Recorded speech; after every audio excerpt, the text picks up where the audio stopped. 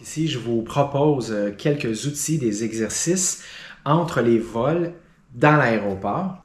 L'objectif principal, c'est vraiment de bouger. C'est de faire travailler le système musculo-squelettique. C'est par cette action d'aller faire cette compression, relaxation au niveau du système circulatoire. On peut aussi, pour l'occasion, si vous êtes parmi ces gens qui sont stressés par un vol, que ça génère une certaine anxiété, ben c'est des outils parmi tant d'autres pour justement prendre connaissance de ce qui se passe à l'intérieur, de toutes les interactions, interconnexions et aussi ce qui se passe lorsqu'on est stressé, que ce soit au niveau des pensées, que ce soit au niveau sensoriel, que ce soit au niveau émotionnel. Donc, dans un premier temps, ce que je vous propose, un exercice assis.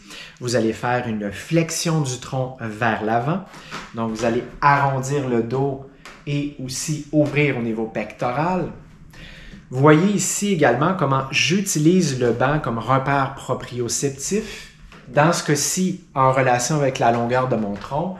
Donc ici, je vais expirer lors de la flexion vers l'avant. Et lors de l'extension vers l'arrière, je vais inspirer, mais on pourrait jouer avec la respiration et inverser le tout sans problème. Même à la rigueur, je trouve ça très intéressant parce qu'on peut vraiment ressentir, comprendre les différences au niveau de la capacité de mouvement en fonction du cycle de la respiration. Donc, allez-y avec ça, jouez, amusez-vous, aucun problème.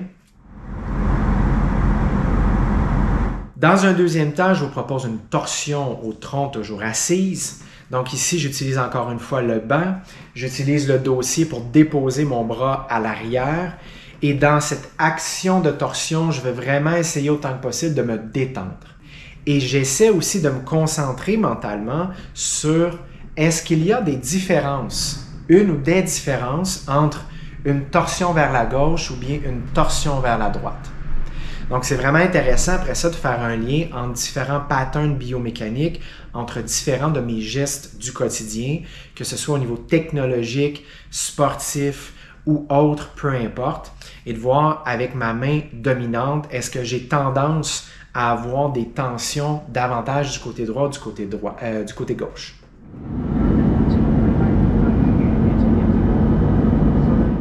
Dans un dernier temps, les amateurs, les connaisseurs de la méthode EgoSQ reconnaîtront le positionnement normalement debout. Donc ici, j'ai dans cette position assise, je fais une flexion du tronc vers l'avant par un mouvement à l'articulation à la hanche. Mes doigts croisés, je tourne les paumes, donc je vois mes doigts, paumes opposées à mon regard. J'allonge mes bras, si possible tendus, pour aller chercher cet bel allongement au niveau de la colonne vertébrale, au niveau du tronc. Donc, un léger travail quand même au niveau des muscles du dos permettant cette ouverture au niveau antérieur. Et ici, je le fais en position assise qui pourrait être fait position debout avec pied largeur des hanches, les orteils bien pointés vers l'avant. Un exercice qui n'a pas été enregistré dans la vidéo lors de ce passage dans cet aéroport,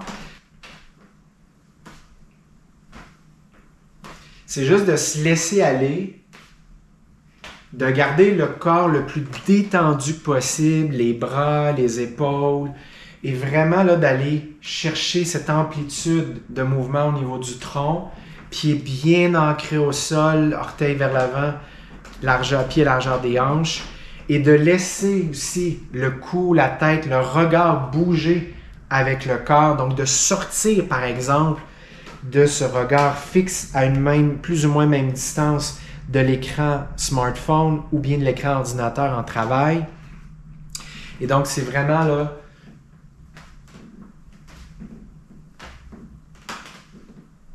de rester le plus mou possible. Ça, j'aime ça le faire dans toutes sortes d'occasions, dont, exemple, en aéroport.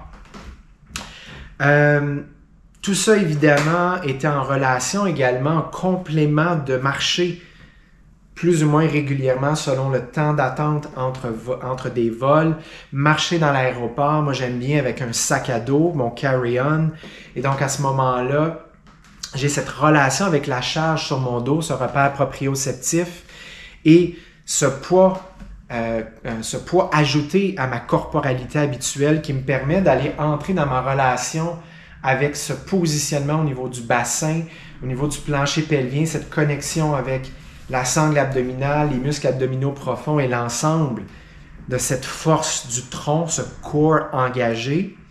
Et donc, quand je me déplace avec mon sac à dos, ça me permet ce travail avant d'être assis plus ou moins longuement dans un avion. Ça pourrait même être en relation avec le train, par exemple, ou l'autobus. Même principe, que ça soit la gare d'autobus ou la gare de train. Et aussi d'emprunter des escaliers. Donc, faire travailler ces muscles des jambes, faire travailler ces habiletés cardiovasculaires, le système cardiovasculaire. On veut vraiment là, augmenter un peu les fréquences cardiaques, que ce soit d'un pas rapide sur le plat, aussi de monter des escaliers si possible, selon ce que l'on a avec nous, pour aller travailler justement ce corps avant qu'il soit assis, qu'il soit statique. Peut-être que justement à ce propos, certains d'entre vous ont un niveau de stress qui augmente, une certaine anxiété qui augmente avec le vol, en pensant au vol et à l'approche du vol. Donc ça, ce sont des outils, bouger, faire l'exercice parmi tant d'autres, méditation, exercice de respiration, pleine présence, pour vraiment prendre acte dans ce travail introspectif. Comment on se sent? Qu'est-ce qui se passe au niveau de ces états transitoires, c'est-à-dire ces pensées, ces émotions, au niveau de ces sensations? Qu'est-ce qui se passe en relation du contexte, de l'environnement immédiat, que ce soit la gare, autobus, train, aéroport? Comment on réagit? Comment on interagit? Comment on se laisse influencer, consciemment ou non, par l'environnement qui nous entoure, qu'il soit sonore, visuel, au niveau olfactif. Et c'est de voir notre relation par rapport à tout ça et d'investir une certaine forme d'énergie, d'effort, consciemment, là où on a du contrôle, le mouvement, l'exercice étant l'un de ces nombreux outils pour gérer au mieux la situation. Voilà. J'espère que ça en aidera certains ou certaines d'entre vous. Évidemment, ces exercices pourraient très bien aussi être utilisés dans une situation de télétravail, par exemple. Donc, je vous laisse juger comment et où ça sera, selon le contexte, le plus approprié en ce qui vous concerne. Voilà.